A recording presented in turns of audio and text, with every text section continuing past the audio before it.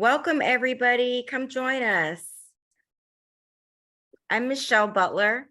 I'm with the Center of Addiction and Faith, and we're so glad to have you today at our webinar. So welcome. We're going to give people a few minutes to jump on. And if you could drop your name in the chat and where you are from, we would love to meet each and every one of you. So thank you again for joining us. We have a great presentation today, and we look forward to an engaging opportunity for everybody to ask questions and just get involved in the talk. So thank you all for being here. Let's see, who do we have here joining us today? We have, oh, Katie, do you have anybody in the webinar, in the chat already? I don't have any. I see some typing.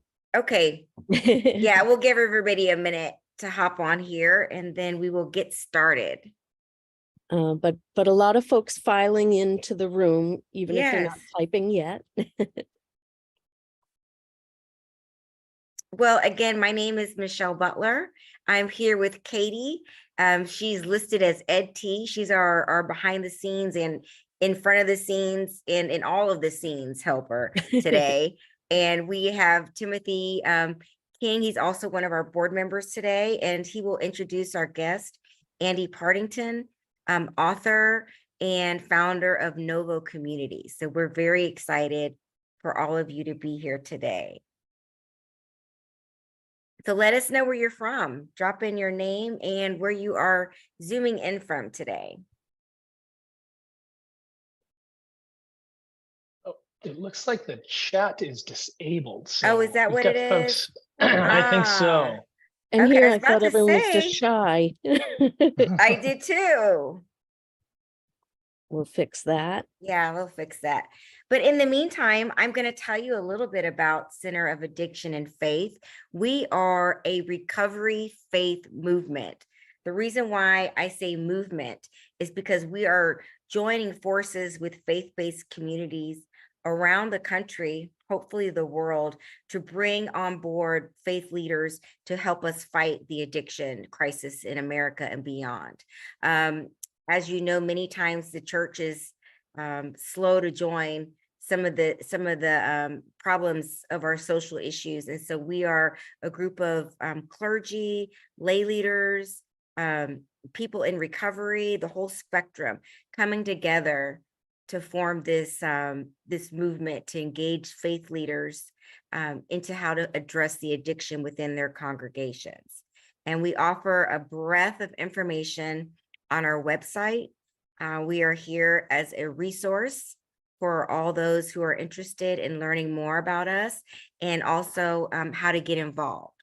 So you can go to Center, is it at Center of Addiction and Faith? You can Google that, or you can just, that's the website. I should know that. Addiction and Faith. Addiction and Faith. Thank you. Keeping it easy. Addictionandfaith.com. Thank you, Katie. Certainly. So I'm going to pass it over to Tim. I'll circle back and we can find out where some of you beautiful people are zooming in from. And I'm going to pass it over to Tim, and it's all yours, Tim. Thanks so much, Michelle. And it's been wonderful to have you on the board. Michelle's a new board member and has jumped right in with a whole bunch of different kinds of programming.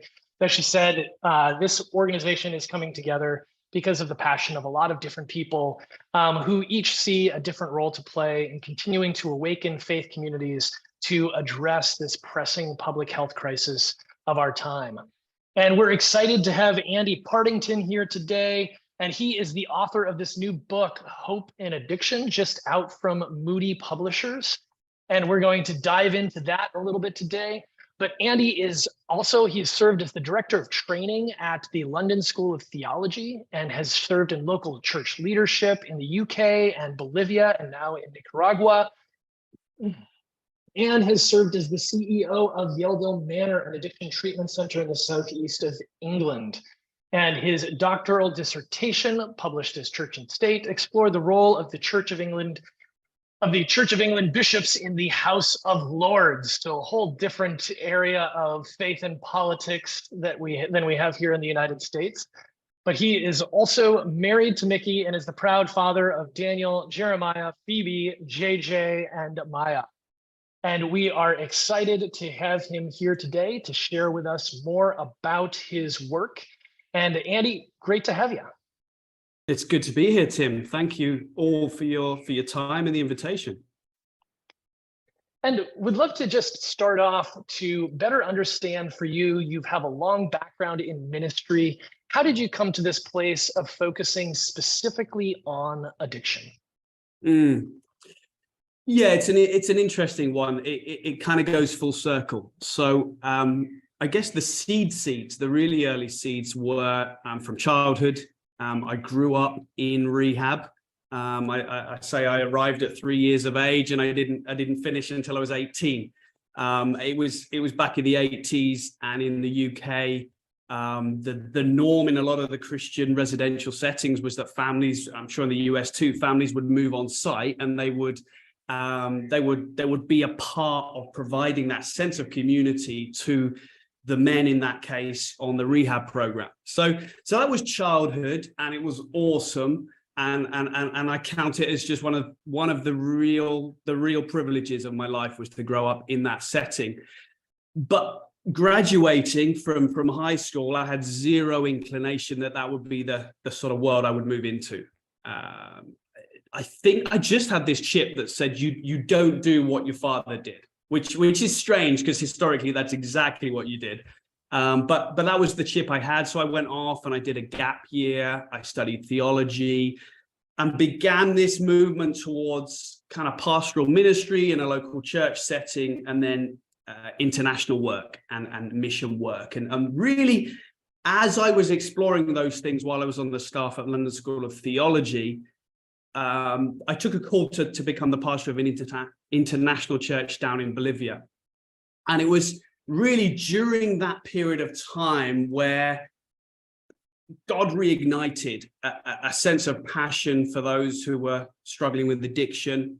And I think really brought to my mind the sense of awareness of the fact that there's masses of us out there doing this work, stirred to respond, but in many settings, there isn't the equipping and the empowering that's needed so that work can be done as effectively as it can be. So, yeah, long story, but that began a journey into this world. Specifically, I got involved with a home for street teenagers in Santa Cruz in Bolivia as a kind of context to work on my Spanish. And it was, again, it's interesting, the theme of this webinar, because it was really the palpable sense of community that I experienced in that home that was the catalyst. You know, that was the stir for saying we need more places like this. And so, you know, inevitably, given my background, that sort of led down the rabbit trail towards residential rehab. And one of the things that's interesting about your writing is I think a lot of folks are familiar with, and it's the dominant understanding for addiction in the United States today, certainly, and in the broader medical community, is the medical model of addiction. And now sometimes it's a very important way of understanding the addiction and how it can change the brain, but sometimes it can also come off as almost overly simplified, in which you have an organism, you add an addictive substance, you have repetition, and that equals addiction. And a lot of what your work is exploring is some of these other models, in particular, some of the work of Bruce Alexander and the social dislocation theory of addiction, and looking at addiction from some of these social forces. So I know not everybody knows the name Bruce Alexander, but they're probably familiar with the rat park experiment. Sure. Could you unpack for us a little bit about this different lens on addiction and why you think that's important for people to understand today? Yeah, I'll do my best. Yeah, absolutely. It basically what the argument of that approach is that underneath and around us, there's this seed bed that drives demand. So supply is significant. It's an important thing we need to always be considering. The brain is of vital importance. We need to really understand that. That's vital for understanding recovery as much as addiction. But actually, as we step back and we look lower down, what that model argues is that there's a whole set of social factors, socio-cultural factors that are creating this seedbed. And so what I sort of talk about in the book is, what is it that creates that seedbed for addiction? What is it that creates fertile conditions whereby the individual and the object of the addiction can meet and the brain change can happen? And so, yeah, there's a bunch of elements. And the four key drivers I kind of talk about in the book are a sense of disconnection, a sense of people really having dealt with a lot of adversity, childhood trauma, adverse childhood experiences, a sense of emptiness, and a sense of hopelessness. And all four of those are really the product of the way we live our lives, some of it is the way we choose to live our lives. An awful lot of it is just what is going on and the world we live in. And two key drivers of social change that have brought us to this place would be industrialization and all that spun off from that process. And then all the more in our day, the sort of internet revolution and the way in which that has sort of turbocharged this move to individualism, away from villages into the cities, the way in which it's just pulled us apart from one another, increasingly so. It's interesting, we've just made the move to Nicaragua as a family, and I'm more conscious than ever personally of just what that feels like, having come from a community down in Bolivia where we were known, we had purpose, we had tight friends, we had a broader community, we knew how to do everything, we knew where we fit, to then arrive in a place where really as a family, we literally got off the plane and barely knew a soul. And to then just be slowly building that, you realize, wait, this is an extreme experience, but it's actually a common experience these days. Here in the developing world, masses of migration from rural communities into the cities.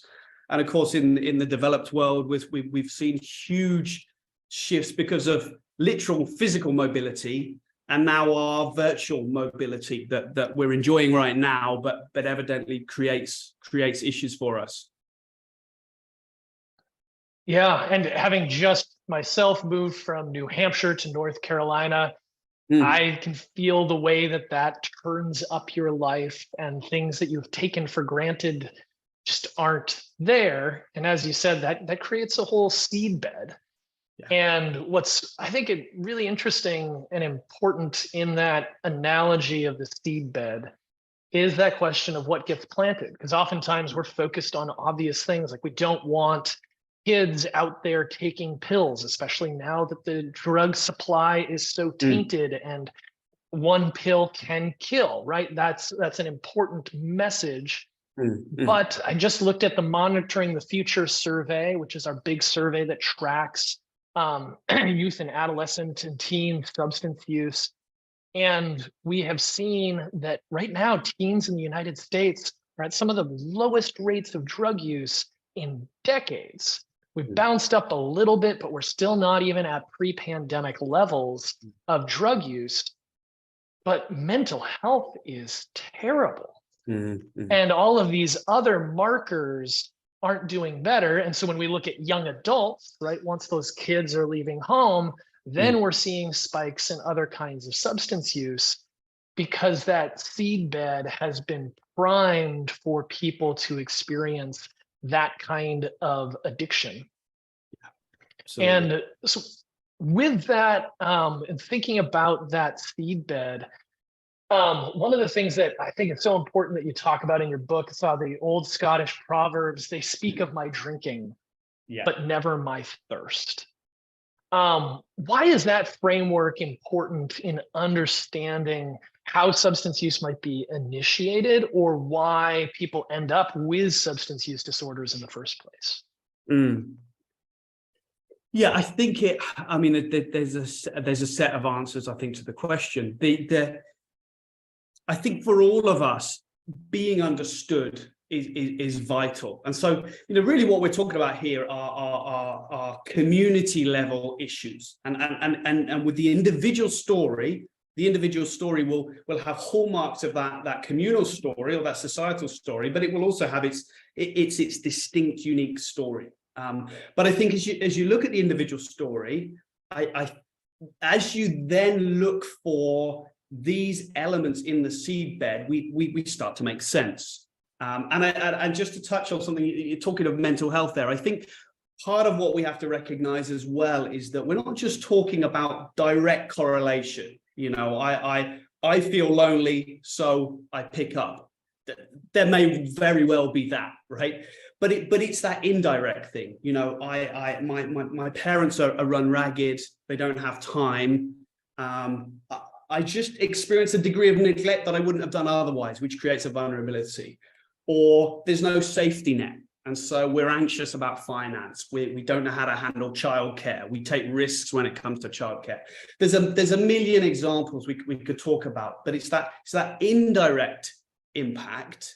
And it's also around the quality of the relationships. There's a difference between a long-term friendship with shared history. We all know what that feels like, right? Where you pick up the phone to an old friend and you think, wow, this person just knows me.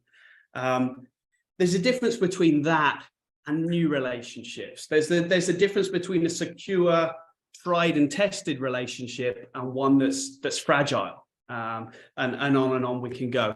So I think, to get back to your question, I think as we understand the story, we understand, okay, what are my triggers to relapse?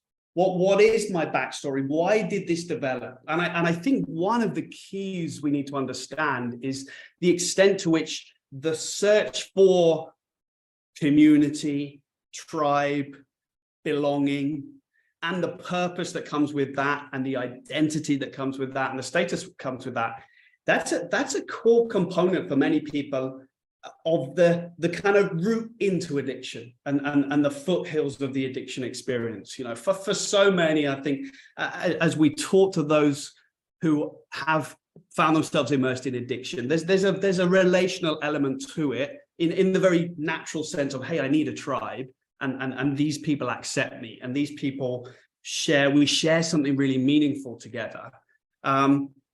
Alongside that, the extent to which the addictive experience itself fulfills a relational need and a relational dynamic. And one of the things I talk about in the book, and for me has been one of the great eye-openers as someone who hasn't experienced severe addiction and yet has spent a lot of time with people who have, was a conversation with a guy when I first took up my job at Yeldon Manor, and recovering heroin addict, long-term counselor there, who talked about, my wife was heroin.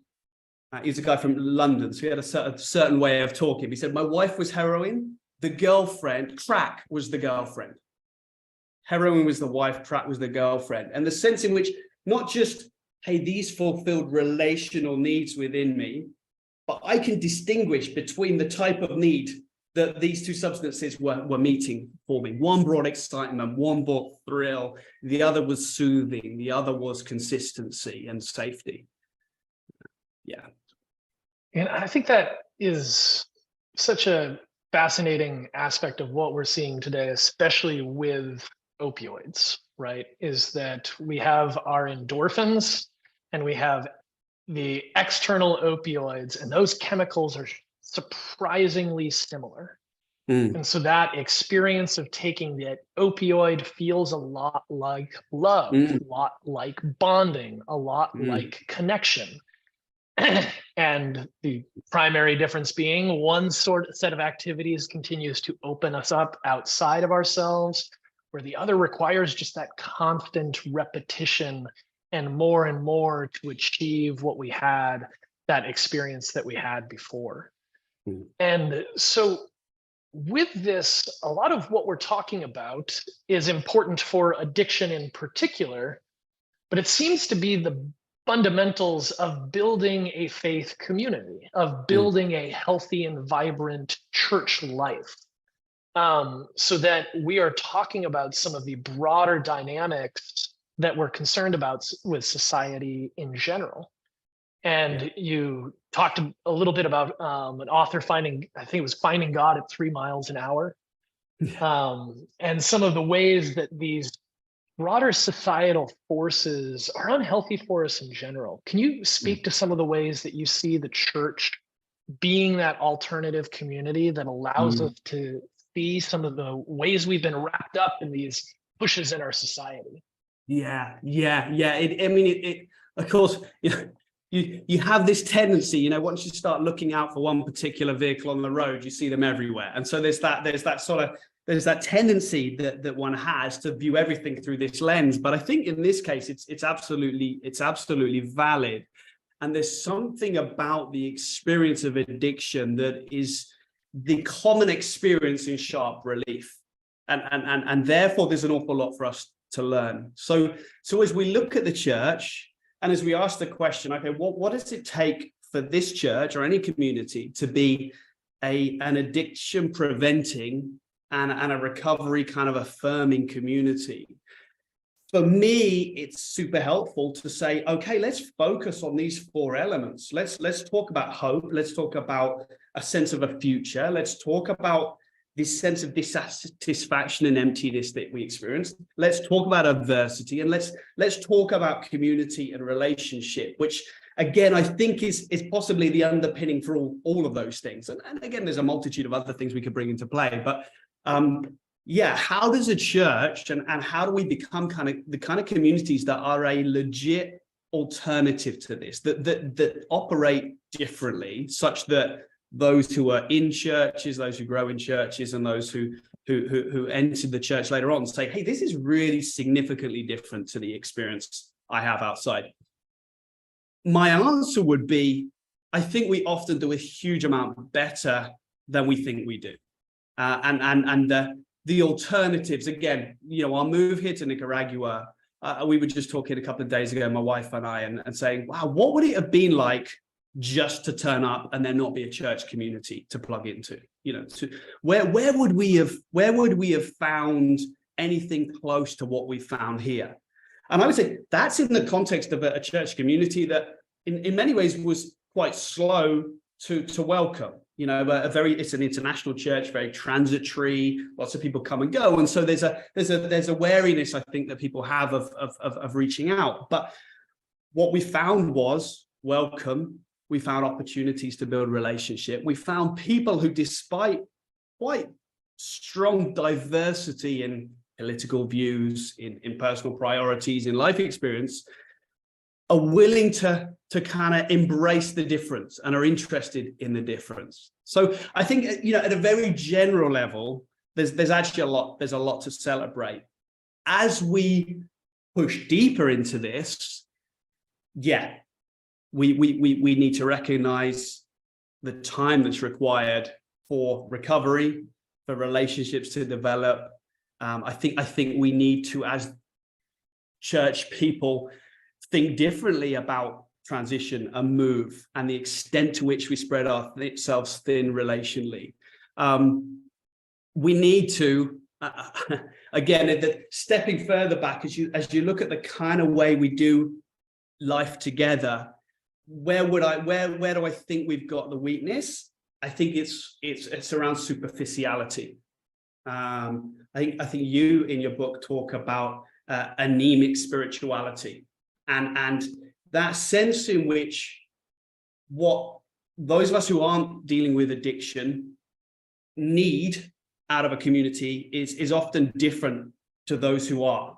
I say what we all need it, and that's the point, that the addictive experience flags up universal human need.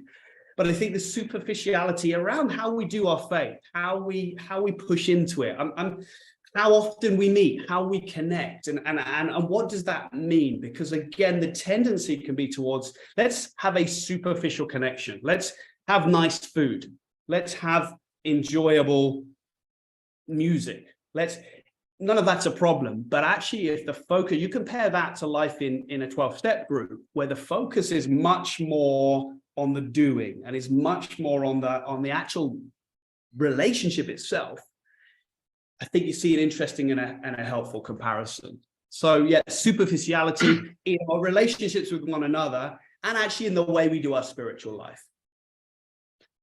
That becomes that way of the church body learning from some of these recovery communities that have Massively. done this amazing job of creating that culture. I love that in the foreword of your book, it's John Burke, author of No Perfect People Allowed, which is a great book diving into how the church can be that sort of authentic community where you get to show up with your messiness. And there's space for that. You get to show up with that level of honesty. And there's an immense, if we'll allow it, you know, and I tried to speak to this with real honesty. You know, I don't know whether the church that the age of addiction needs is the church that I want to belong to. There's that tension around what do I desire, what am I comfortable with? But I think the point is the great blessing that comes into the faith community as we allow those with addiction and recovery experience to shape us and to mold us and to push us is that we go deeper. We experience challenge. We experience a degree of compassion and a degree of unconditional love that actually for many of us is foreign.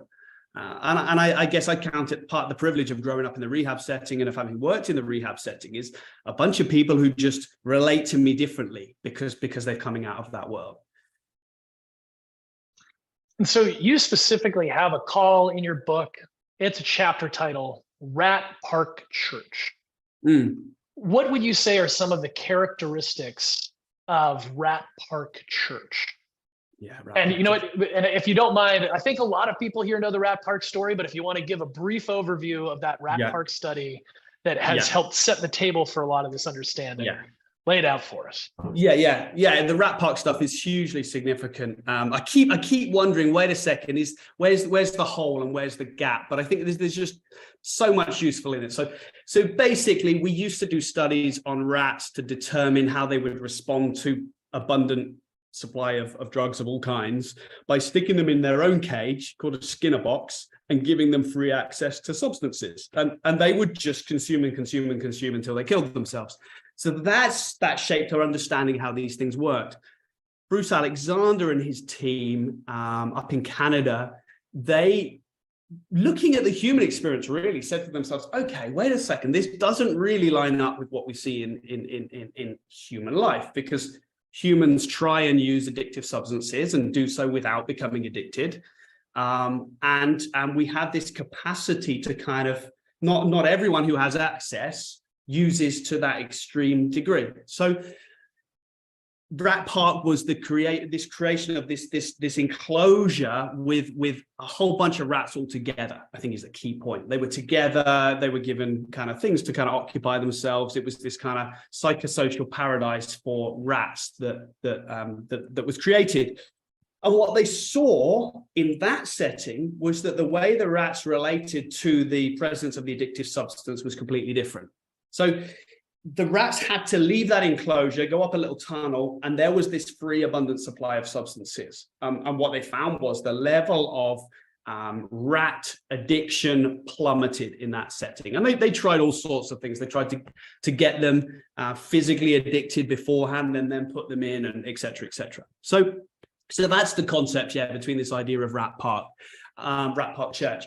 And then, what does that look like? Really, the idea is many of the things we've just been talking about. It's creating a community which both prevents addiction because this seed bed is different. The seed bed is got lots more good stuff in it.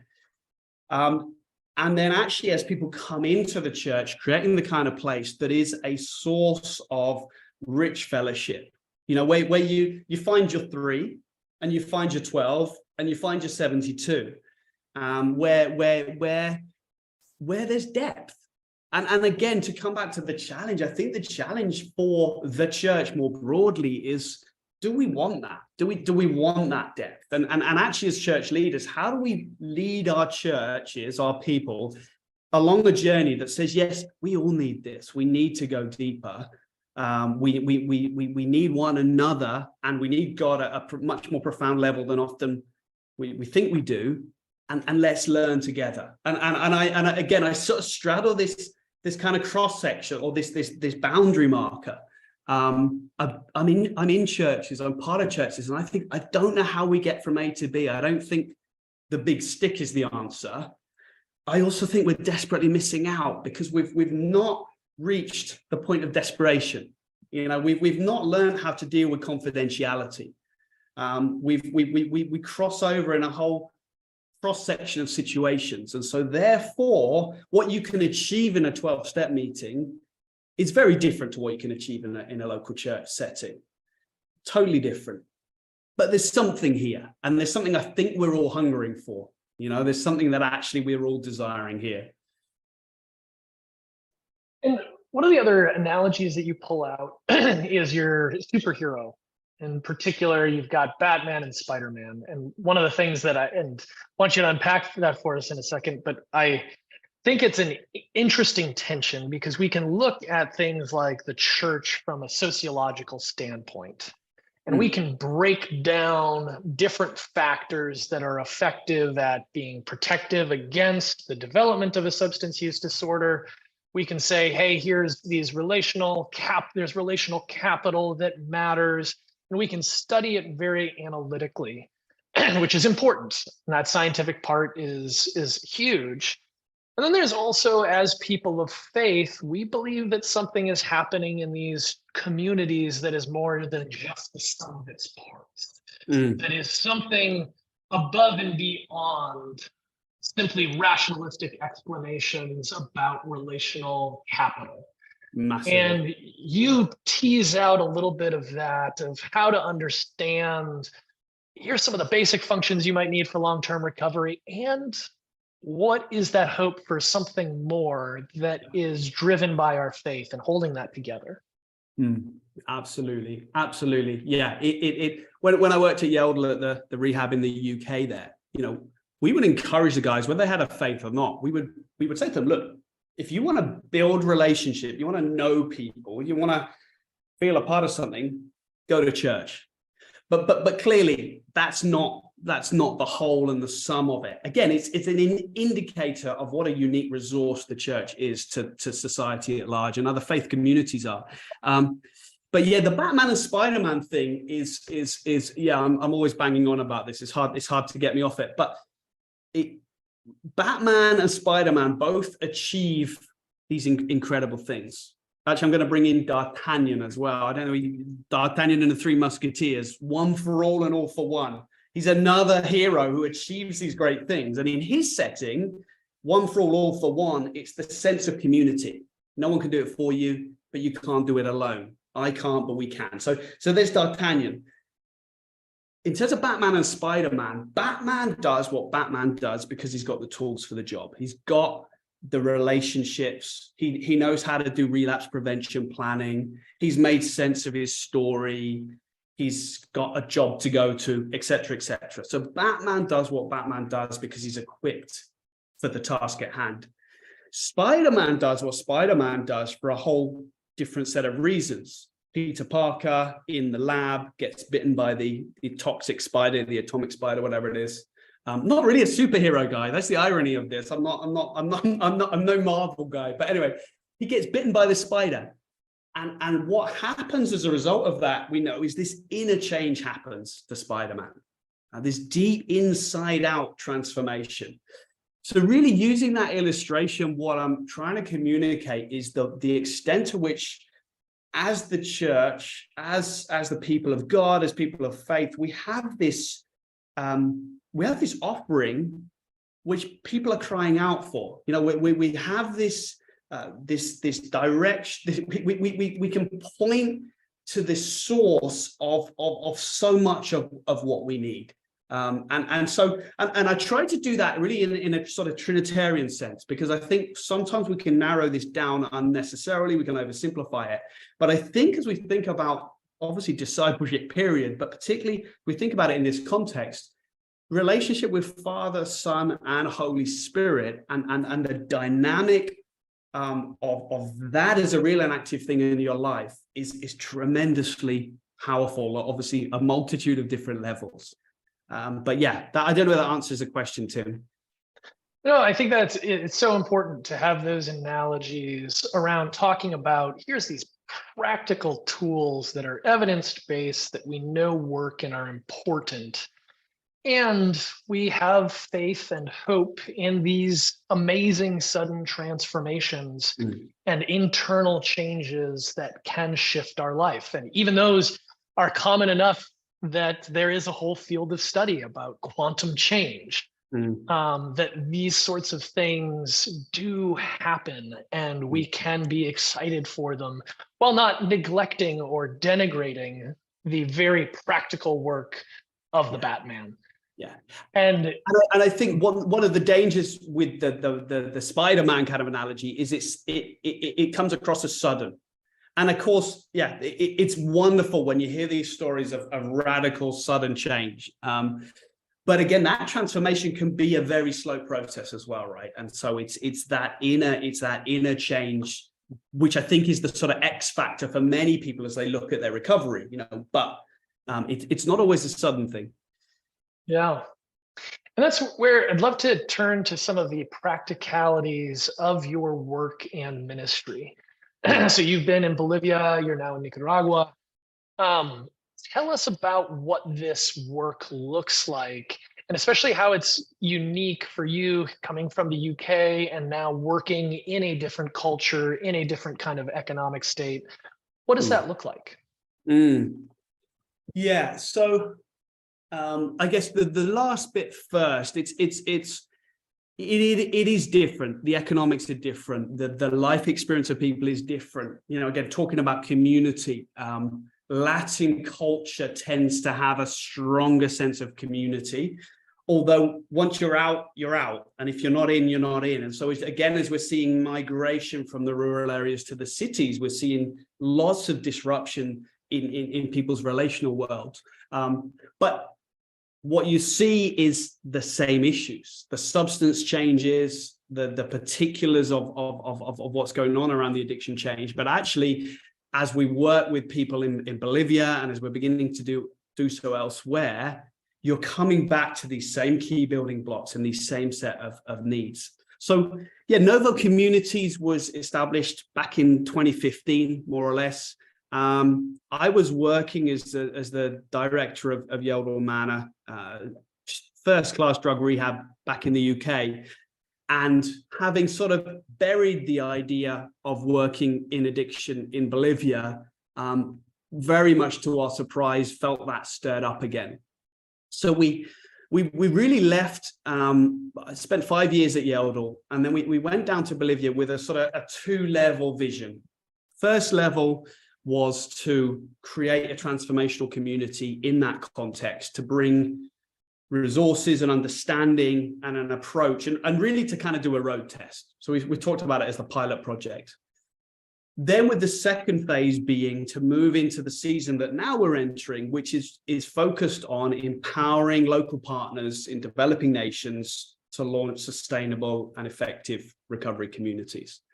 So going back to when I was in Bolivia back in 2008, I was pastoring the church, the international church there, and was starting to think through working with people in addiction. What I realized was there were one of two sets of help for me.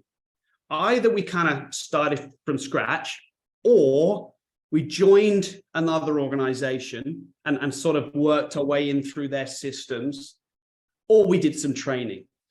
What there wasn't was someone who would come alongside and say, hey, listen, here's a tried and trusted program that we're continuing to develop. Here's coaching, here's mentoring, here's pitfalls, here's what's to watch out for, here's a broader network to engage with. So really where we are with Novo right now is there's a rehab in Bolivia. It's been running well for 6-7 years now. It's under local leadership. It always has been. Now what we're wanting to do is say, okay, who's out there who's got this burden to work with folks who are struggling with an addiction, and wants help to do that, who recognizes, I grew up in rehab, and the first thing I realized in 2008 was, I don't really know what I'm doing here. I need help. So when you're running, and I was pretty well connected, in that respect, and I've got lots of experience, but what we want to do is come alongside people, whether they're expats working in a context or local teams, and just say, okay, how can we help you to create an effective recovery community? And you've got a little bit of a chart of some of the philosophy and the process of how this works. Yeah. That's something, Katie, we could bring up. And as we dive into this, just also want to let everybody know, we are going to be taking audience questions. So if you go down to that bottom Q&A, feel free to go ahead and start dropping in questions there as we take a look at this great resource that Andy has for us here. So go ahead and just talk us through how this helps us understand the work of Novo Communities. Yeah, so this is a bird's eye view. This is you looking down on the community. So around the edge in the white banner, these are really the qualities that we're driving at that define the community. And the sort of black gray space in the middle is really all the relationships. It's the great sort of it's the bit you can easily miss when you talk about a community like this. So, and then inside the sort of blue pencil-y thing, you've got the key elements of this community. So the idea that everyone needs one-to-one connection and help at a very personal level. Our therapeutic groups, which are these interactive teaching and discussion groups, a set of individual therapeutic exercises that we lead the guys through. So writing down your life story. I mean, it's classic rehab stuff. Writing down your life story, preparing a relapse prevention plan, making amends, all that stuff. Down the middle, this whole idea of spiritual growth. We're really keen to be a place where everyone feels welcome, whether they have a faith or not. In the Latin setting, that's quite unusual. There are lots of Christian works among those who are struggling with addiction, and realistically, to feel comfortable there, you need to be singing, and you need to be praying, and you need to be reading the Bible. And so part of what we wanted to do, and I think that would be the same across much of the developing world, what we've wanted to do is to say, hey, no, we want to create a space where people can genuinely discover a relationship with God for themselves at their own time, and that we're not using their need as a sort of any kind of tool to kind of push an agenda.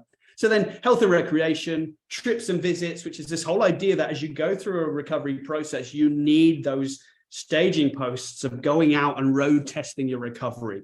You need to get out and about. You need to be independent. We need to manage that in a very healthy and a wise way. You need relationship with family and friends on the outside, and then work and service. Along the bottom are the different stages of that program, which aren't, again, for another time. The key, I guess, I just flag up is that for me, what am I driving in my role? What's my big constant message with our teams? It's the stuff around the edges. It's really the key dynamic here are these relationships. We want you to relate professionally. We want you to work professionally. We want you to open your hearts and minds. We want you to care. And so, yeah, around the edge, Christ-centered faith, spirituality is at the core, holistic. Again, in this kind of settings where we're working, that's quite unusual. They will tend to kind of be, or one thing or another, down to quite brutal environments oftentimes. There's still very much the mentality around, hey, we need to kind of beat this out of these bad people. That can be the mentality, even in Christian settings. So compassion, belonging, freedom and responsibility, security. You know what? We do drug and alcohol testing. Why do we do that? We don't do it to catch people out. We do it to create a safe, secure environment for the guys who are on our programs. Loving care, empowerment, collaboration, grace, and truth. And so, basically we lead the guys who've gone to our program on this 9 months journey using these tools, taking these steps, but the huge focus is on making sure the community is one that expresses these kind of qualities to the extent that we can. You know, you're always far from perfection in all this stuff. The challenge, of course, is what's next. And that's always the tricky thing, right? How do you then, well, there's two challenges. How do you support people? How do people find this ongoing seedbed for healthy living? The second one is, how do you convince that person that they need that? And I actually think that's the bigger challenge. I think for many of those who graduate from our program, that desire to feel well before you necessarily are well is immense. And the big mistake that we see people make time and time again is just rushing on, you know, and just striving ahead, because understandably, okay, I want to move out of this chapter. I've got all these dreams for the future. I'm going to get a job and I'm going to work like crazy, or I'm going to find myself a partner, and that's going to be my need, and we're going to start a family, and that's where I'm going to meet all the needs. And again, I suspect, you know, as we're talking, these apply whether you're in Bolivia, Nicaragua, the UK, the US, wherever we are. It's the same stuff. And I think where you're leaving it there is a great intro to a question we've got from Don. And he asks, how does the biochemical dimension of addiction fit into this discussion? Because I do think that there, kind of as you were describing there, right at the end, you could have somebody who's set up these relationships, who now has a community, and they are excited about their new life, and relapse can still happen. Yes, yeah. And that is where we start to get into the biochemical aspect of this, of you can have lots of good relationships and still have struggles, still have that possibility. So can you talk to us about the biochemical side of it now that we've talked about the relational? Yeah. I mean, yeah, it's vitally important. And I think we have to recognize that brain change has occurred and that brain change is slow. And so as someone takes, again, I think that's the great argument for long programs. And as a mentor of mine, a long-term recovery veteran once said to me about our work at Yale, he says, there's no replacement for time on the program. We need time. And I think we need that wisdom around relapse prevention planning, around healthy living, around a whole set of practices, around forming new positive healthy habits and pathways that create alternatives to those that have already been put in place through the addictive behavior. We need to recognize really a lot of this is about context, and it's this idea of seedbed. But yeah, we have to take the brain change incredibly seriously, and with that, as we see relapse and as we deal with it, one of the challenges for us at Novo is how do you, and actually for one of the challenges around staff training is recognizing the reality of relapse, the opportunity that it offers us, you know, preventing what you might call a lapse turning into a relapse with quick action. But yeah, that the safety and security element is hugely significant, I guess is the headline. You know, we have to be smart about this stuff, and we have to help one another to be smart with this stuff, because you or I can be smart with this stuff, but if the person in the middle of the battle isn't, we're limited. Yeah, that's where I just shared a story on a board call with everybody at the Center of Addiction and Faith that I had recently. I was getting ready for a meeting with my spiritual director and had been, feeling really good all week and in a good place. And then suddenly I felt like this spiritual crisis was coming on. By the time I was actually talking to my spiritual director, they asked me how I was doing. And I was like, oh, this is actually feel not great. And I had it all in a very spiritualized aspect. And then halfway through, I realized I had a stomach bug and had to leave the Zoom call and run to the bathroom. Wow. And like this, I had a spiritualized understanding of what turned out to just be a stomach bug. Yeah. And that is where, like, if someone's early in recovery, you're like, hey, yeah, are you hungry? Yeah. So that part, we are an organism with basic needs that gets set off, and understanding that biochemical aspect of us is essential. And again, don't want to make all roads lead to Rome, but you needed a relationship for that to get flagged up, right? Or it happened in the context of relationship. We need older brother, we need mum, we need friend, we need some of this stuff to help us navigate safely all of these various challenges. Yeah, and that's where we keep coming back to, as far as all the studies, reducing overdoses keeps coming back to medications for opioid use disorder. Yeah. Now, we can reduce people to just adding in the chemical, and that has its danger, right? Of not talking about housing, not talking about jobs, not talking about supportive relational structures, and saying just here's medication. Yeah. But at the same time, medication can do wonders when it's in that context of all these other supportive things, and it's a both and as opposed to an either or. Always, absolutely. We've got another question here too, and I think this is good to tease out. Asking, is there a difference between addiction and using mind-altering chemicals as a method of coping with problems? And so this too is, there's drug use, there's drug dependency, and then there's addiction, and they are related, but they're not the same. Can you talk through some of that for us, of how you can use drugs in maybe an unhealthy manner, but how that can express itself in a lot of different ways? Yeah, absolutely. I think the key is around harm.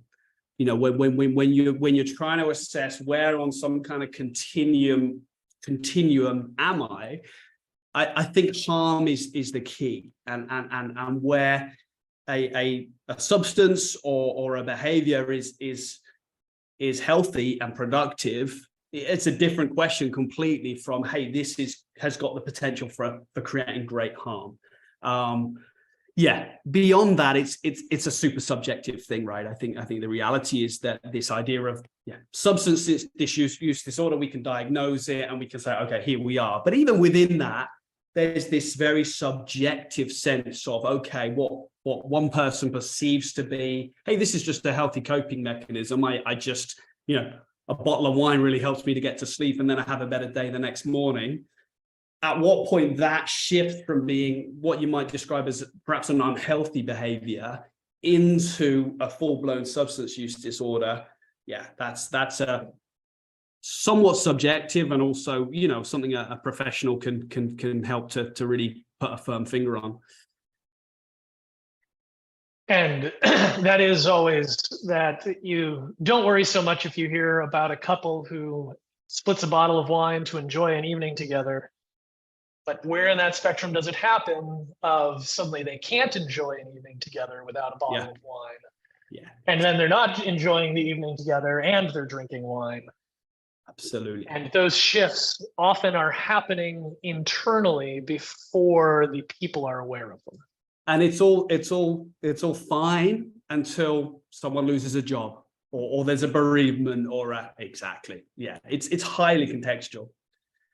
The disillusioned teen who's struggling with, a number of mental health issues, who starts smoking weed is a different thing to the young professional who's smoking weed in terms of that addictive journey and the risk factors. We've got another question here from Sally, and then I'll invite Michelle to come back on here as well. She says, I haven't read the book No Perfect People Allowed, but I see a link in my own behavior between trying to perform in a way that is pleasing to others. Also, my mother was a perfectionist, and so am I. So as Michelle comes back on, can you talk a little bit about the maybe unhealthy ways that expectations from a community could drive people towards other methods of coping because of the pressures they're experiencing? Yeah, I mean, that I think what we're zeroing in on there is a question of what constitutes healthy community, and how do we ensure that as we support, help one another create positive expectations for one another, that doesn't spin off into a whole set of kind of alternative issues and troubles. Thank you for diving in there. And I'm going to go ahead and hand it over to Michelle. Michelle, if you are still with us. There we I go. am. Thank you, Andy. Thank you, Tim, for this amazing discussion. I had a question kind of to piggyback on what Dawn asked about the addiction with as it relates to recreational use to support mental health. There's a lot of study and research now around ketamine and psychedelics as it relates to treating different mental health issues. Can you tell us your thoughts around that as a treatment? Yeah, I can. We're early on, and I'm no expert on this, so I'll frame it that way. You know, I think we are very early on in a journey around those things. I guess I have two thoughts for me are kind of key in this. One is the long term. You know, I think so far most of the research we're seeing is very much about short-term benefit, and I having worked in the addiction field, you know, everyone's got a great 2-week success rate. The question is, where are we all in 2 years' time? So that's from a faith perspective, I've got a set of questions around what are we dealing with spiritually here. As you read the accounts that people have, particularly around psychedelics, less so ketamine, but around psychedelic experiences, they talk about something deeply spiritual and that is helpful. So for me, the interest in this area is around, okay, what's going on there? What is this? But certainly the arguments for, hey, this seems to have some effect in kind of neuroplasticity, resetting the brain, however you want to describe it. There's some interesting work going on and conversations to be had.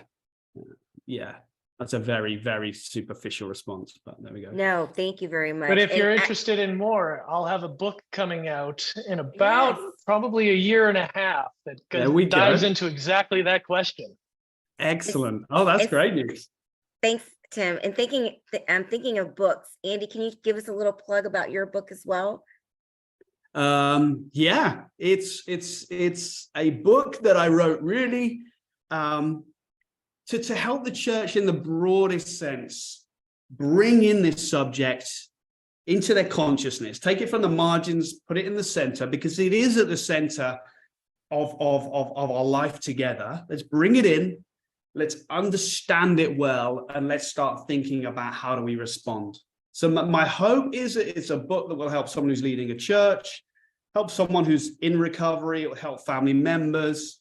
It will help those who don't have a faith at all. 75% of that book it really doesn't touch faith. It's a generic kind of look at this. So yeah, lots of stories, lots of narrative, lots of kind of quick fire working through the key academic work and insights that we have around addiction and recovery. I would hope that you'd enjoy it. That's been a big goal for me with this book, is that actually it's an enjoyable read. Well, I look forward to reading it, and I'm sure we can Google that or find it on Amazon if we would like to check it out. Is that right? Where can we find it, Amy? Absolutely. Great. Amazon, Walmart, Barnes and Noble, etc. Thank you so much, Andy. We are so excited that you joined us today. Just a little housekeeping. We are a nonprofit organization, and so many of you all know that we and other nonprofits rely on donations. So if you would like to donate, please check us out on our website, Addiction and Faith. You can go to the donate button that's on the home screen. And you can also, if you haven't already, download our app. We've got a great app. If you go to your, wherever you purchase your apps, type in Center of Addiction and Faith, and you will see us pop up, and you can stay connected with us. We have devotions on there, our webinars, podcasts, all kinds of great information. And there's also a way to donate on that app. You will look for a hand and a heart. And so we appreciate any support you can give us. And we are super excited about our upcoming conference. We hope that you all can join us on our website. Also, you can click the link to our Center of Addiction and Faith annual conference. We're going to be chock full of speakers, information, leading research and education about addiction and how to best equip faith communities to spread the word throughout their congregations, synagogues, and other communities of faith. And that will be held October 5th through the 7th in Minneapolis, Minnesota, or right outside, I believe. And again, we're going to hop on to this Zoom link afterwards. If you guys can look in your chat, Katie posted it. If you please join us, we can have a less formal discussion. You can ask Tim, Andy, anything you would like to know further about their discussion. And before we do that, I'm going to close this out with a quick prayer. So I just want to take this time just to thank Andy and thank Tim and all of those that are on this line today. Heavenly Father, we just thank you for this opportunity today to come before you and share the need to talk openly about addiction and faith. We thank you for the work that you're doing with Novo Communities. We thank you for the work that you're doing with the Center of Addiction and Faith. And we thank you for all who joined us, who are dedicated to erase the stigma of addiction within their faith communities and to support our cause and mission to embolden communities of faith to help battle this epidemic. Lord, we know that you are Jehovah Rapha, the God who heals, and that you are able to heal all of our diseases. But sometimes, Lord, you put people and places in our path to help shine the light, to help others come out of darkness. And we thank you for those who are doing that. In your son's name we pray. Amen. Amen. Thank you. And please join us as you see the link, and we will see you on the next link. Have a great day, everybody. See you next time. Thank you.